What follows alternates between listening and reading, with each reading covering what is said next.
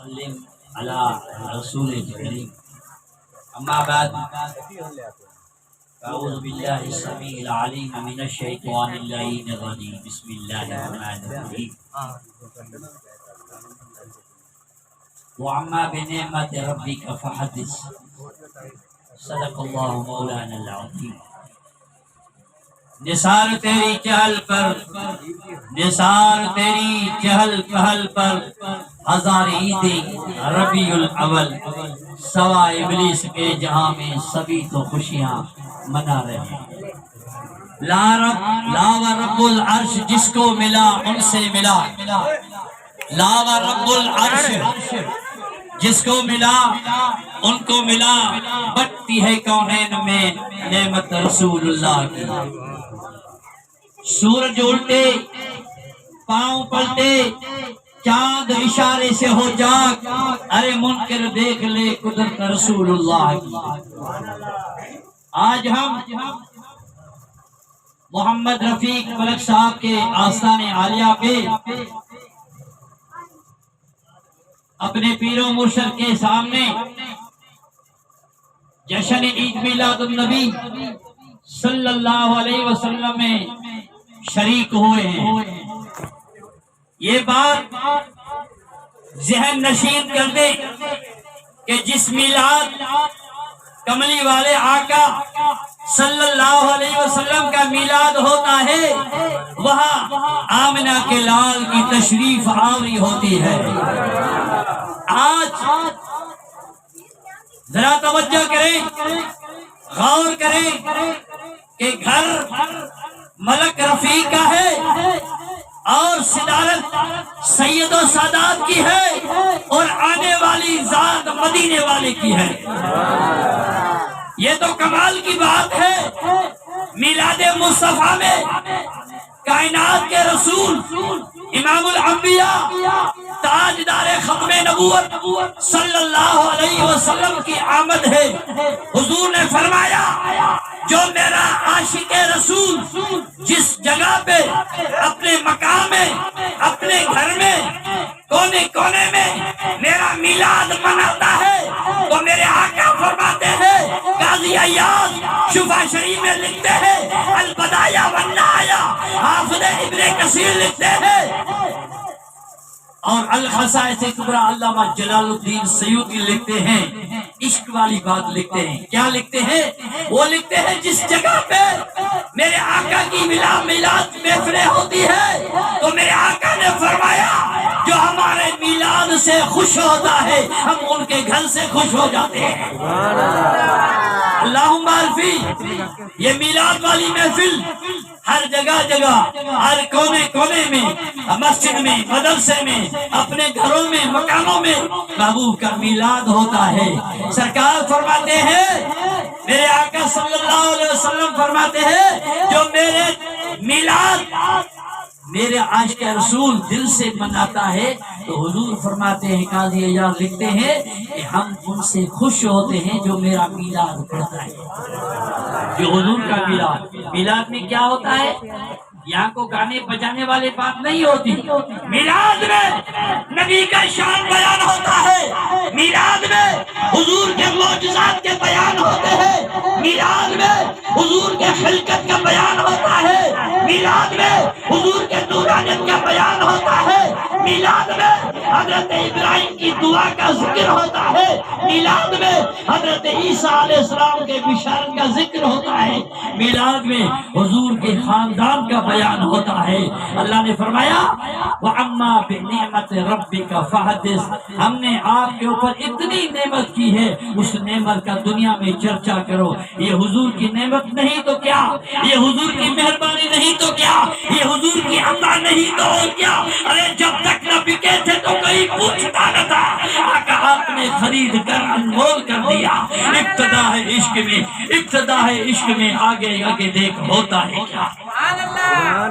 سرکار کا غلام ہے جس کا نام ہے حضرت ربی بولو سبحان اللہ درود و سلام میرے آقا کے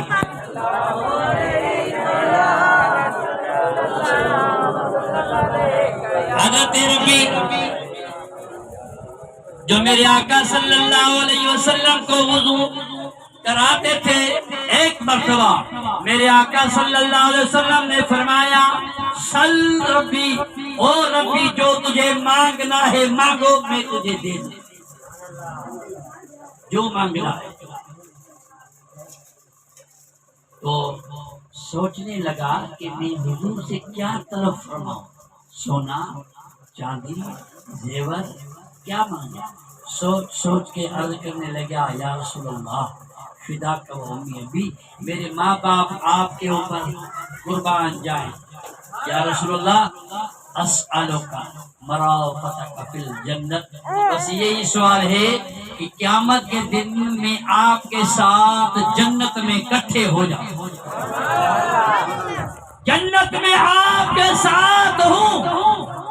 بس اسألک مرافقک فی الجنت، آپ کے ساتھ جنت میں ہوں۔ تو میرے لجپال نبی، میرا نبی سبحان اللہ، او تیرا نبی میرا نبی، او سونا نبی آقا تیرے جیاں کوئی نہیں، میرا نبی بلغ البلا بکمالہ کشف الدجا بجمالہ حسنت جمیع خصالہ صلو علیہ وآلہ، میرا نبی تیرا نبی سب کا نبی، میرا نبی او تیرا نبی آقا تیرے جیاں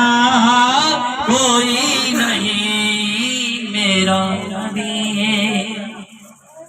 سرکار دو عالم صلی اللہ علیہ وسلم نے فرمایا او ربی غیر ذالک، اور کچھ مانگنا ہے؟ عرض کرنے لگا یا رسول اللہ اور کچھ بھی نہیں مانگنا، بس یہی میرا عرض ہے کل قیامت کا دن ہوگا میں آپ کے ساتھ جنت میں اکٹھے ہو جاؤں۔ سرکار نے فرمایا جس وجہ سے جس زیادہ زیادہ آپ کی محبت میرے ساتھ ہے، اس محبت کو قائم و دائم رکھو، انشاءاللہ قیامت کے دن میرے ساتھ جنت میں ہوگا۔ درود و سلام کی کثرت کیا کرو، درود و سلام پڑھا کرو۔ آقا نے فرمایا اسماء صلاۃ آل محبتی وعارفہم، آقا نے فرمایا جو میرے اوپر درود و سلام پڑھتے ہیں، میرے لجپال نبی نے فرمایا، حضور نے فرمایا جو درود پڑھنے والا ہے وہ چاہے طاہر ہو محمد رمضان ہو کوئی بھی ہو،